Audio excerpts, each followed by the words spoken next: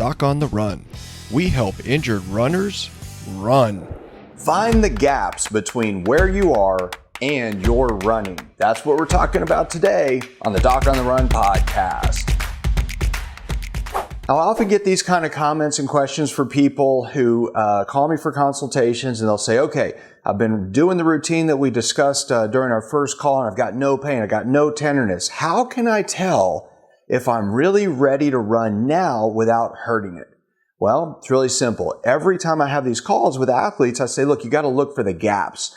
You have to know, are you weak? Are you unstable? Are you stiff? And how weak is the still healing but improved and now non-tender tissue? For example, let's say you have a tear in the plantar fascia. You do a whole bunch of stuff to protect it and let it heal for a period of a couple of weeks or so. You do whatever your doctor told you. And now it doesn't hurt. It doesn't hurt when you push on it. It doesn't hurt when you move it. It doesn't even hurt when you stand on it. So you're thinking, can I run? Well, that depends. How long were you on crutches? How long were you in a boot? How long were you doing nothing at all? How long were you not running at all? If it's been months, you know you're going to be weak and you're going to be unstable.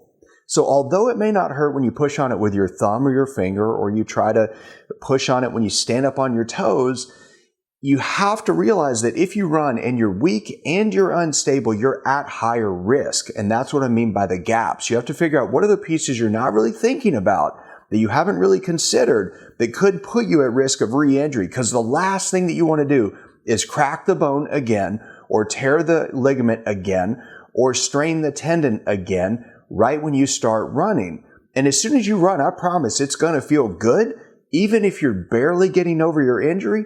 The problem is that it makes you feel so good that you'll want to do more, you'll want to run faster, you'll want to run longer. And if you're weak and unstable and you haven't really thought about the gaps in your recovery, then you're going to get injured again. And that is going to be unsustainably demoralizing. So you've really got to think about the gaps, look for the gaps, figure out the pieces that you can correct right now in your current state of recovery so you can get back to running as quickly as possible. And that will help you a lot.